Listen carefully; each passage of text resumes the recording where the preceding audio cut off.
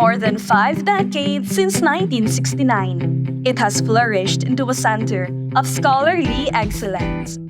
Bicol University, standing on the pillars of scholarship, leadership, character, and service, it continues to mold the ambition of students towards their chosen field and their greater community.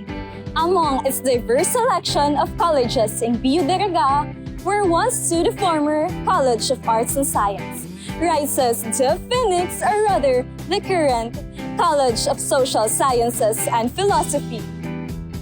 These walls house a new member to the pantheon of BUCSSP, where students learn the intricacies of human behavior and personality and become agents of mental health empowerment.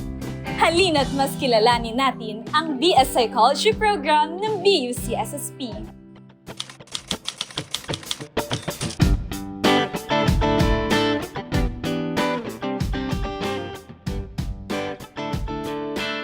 What is this?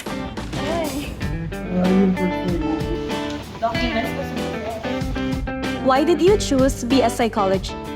Maganda kasi yung pakinggan.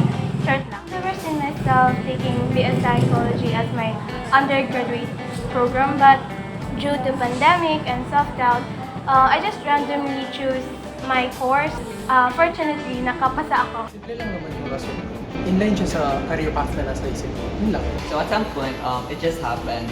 All I knew was that I wanted to pursue a medical career in the future. And I guess, wala, na-decide ko lang na maging psychiatry yun. Originally, ang plano kong i-pursue sa college ay elementary education. However, there was something inside na I couldn't resist the idea of pursuing it.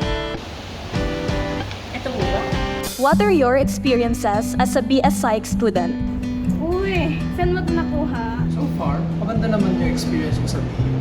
Sure, merong ups and downs, but if we were to look at it at the full picture, kumbaga, ano naman siya, maganda naman. My actual experiences in psychology have made me better realize yung necessity, tapos yung beauty na rin ng course. Hindi mo lang pinafamiliarize or memorize yung concepts. It demands na i-apply mo yung actual na natututunan mo sa iyong sariling buhay at sa interactions mo with other people. I've been attending webinars on mental health to learn more, and I recently took part in counseling. It not only helped me in my concerns, but also as a first-hand experience or understanding of how counseling sessions work.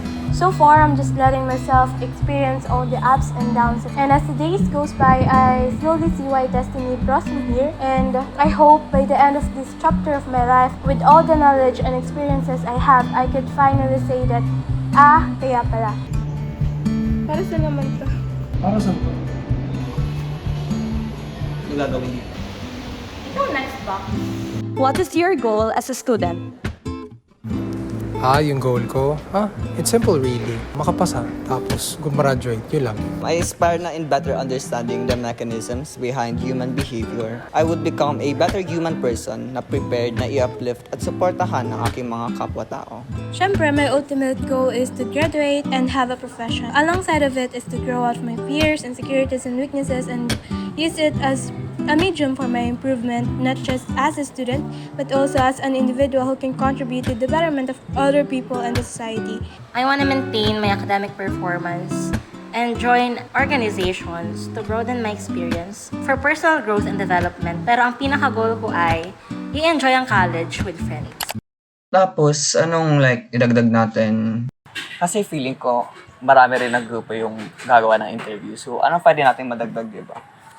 Ano nga ba? Song number? Pwede.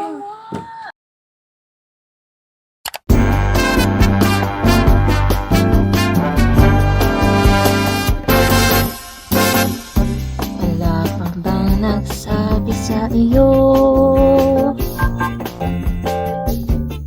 Ang Phoenix may magumsa. Kurso daw ng mahilig magmanipula.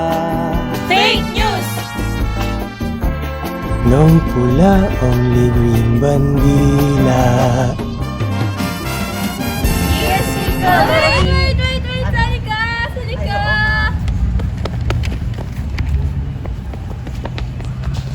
Dali! BL Psikolohiya, ang CSSP, pag-aaral ng isipan, behavior personality, future psychologistas ng Bicol University. Research, kahit umaga at sangkatebang feeling.